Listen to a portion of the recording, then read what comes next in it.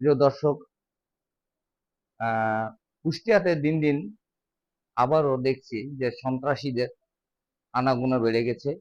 তারই ধারাবাহিকতায় প্রতিনিয়ত দেখছি এখানে ওখানে লাশ পড়ে থাকতে।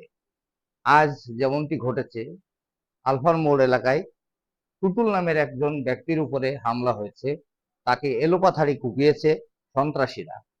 সে যখন সকাল 11টার সময় বাসা থেকে বেরোচ্ছিলেন, তখন ওৎ পেতে থাকা কিছু সন্ত্রাসীরা তারা ধারালো অস্ত্র দ্বারা তাকে আঘাত করে এবং সে মুমূর্ষু অবস্থায় কুষ্টিয়া জেনারেল হাসপাতালে ভর্তি আছে। আমি এখন তার সঙ্গে একটু কথা বলতে চাই, আসুন আমার সঙ্গে। আমার বাড়ির পাশে আমাদের পৈতৃক ভিটার একটু কিছু অংশ আমি তাদের কাছে বিক্রয় করেছিলাম অনেক আগেই।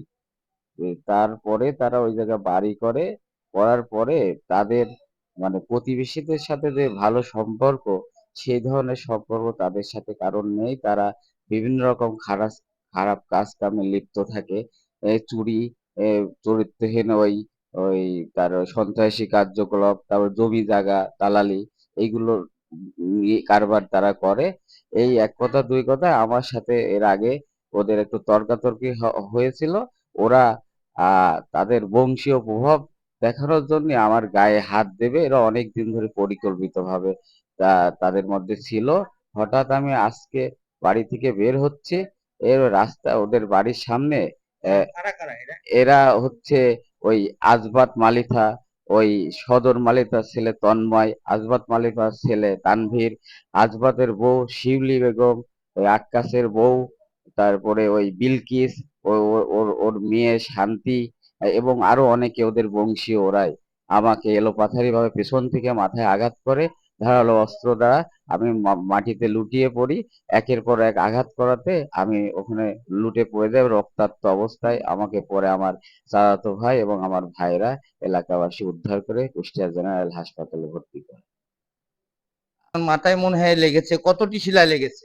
আমার ভিতরে অনেকগুলো সেলাই গেছে, আর উপরে গেছে 14টা, আর ভিতরে গেছে অনেকগুলো, এগুলো হিসাবের বাইরে। আমার দুটো ফ্র্যাকচার হয়েছে মাথায়, এর মধ্যে উপরে 14টা সেলাই আছে, আর ভিতরে অনেকগুলো সেলাই আছে, সেগুলো ডাক্তার বলতে পারবে। আমরা যেটা শুনেছি যে 33টা সেলাই আছে ভিতর টোটাল। আনুমানিক 1 থেকে 2 ঘন্টা ধরে অপারেশন থিয়েটারে আমাকে তারা সেলাই করে এবং চিকিৎসা দেয়। যেমনটি শুনছিলেন যে প্রায় আনুমানিক 2-3 ঘন্টা ধরে তার অপারেশন করেছে এবং সেলাই হয়েছে, ভিতরে মোট 33টা সেলাই হয়েছে। মারাত্মক ভাবে জখম অবস্থায় তিনি এখন হাসপাতালের বেডে শুয়ে আছেন।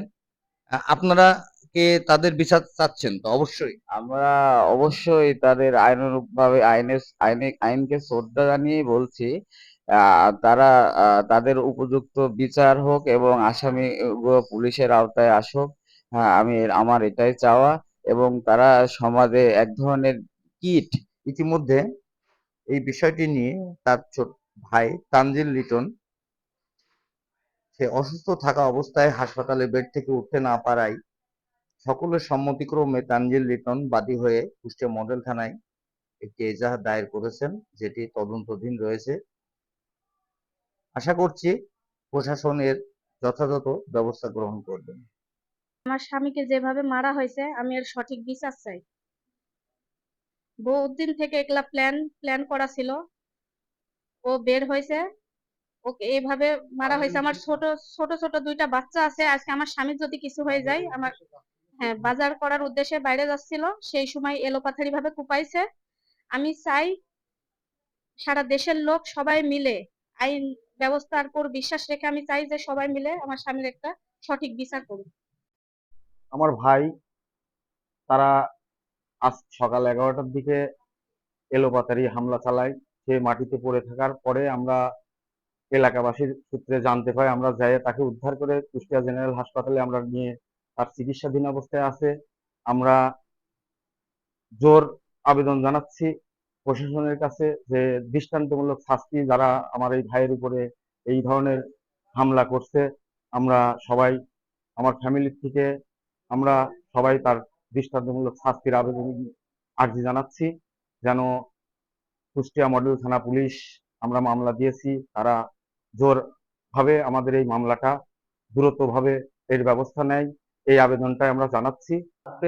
রঞ্জিত হয়ে গেছিল তার দেহ এবং গেঞ্জি দিয়ে, যেটা আমরা দেখাতে পাচ্ছি না। আম, বিষয়টি আমরা প্রশাসনের আশু হস্তক্ষেপ কামনা করছি যে অতি দ্রুত সন্ত্রাসীদেরকে গ্রেপ্তার করে আইনের আওতায় আনার দাবি জানাচ্ছি।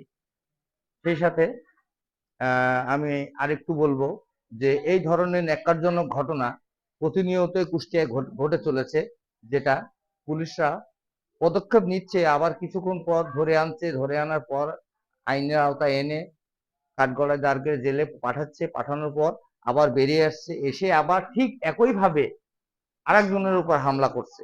এভাবে চলতে থাকলে দেশ অন্যদিকে মোড় নিতে পারে। সুতরাং আমরা চাই, এবং তার স্ত্রী এবং ভাই তারা যেটা বললেন যে আম, সঠিক বিচার, তারা সঠিক বিচার দাবি করছেন সন্ত্রাসীদের বিরুদ্ধে। ধন্যবাদ। যে যেখানে থাকবেন ভালো থাকবেন।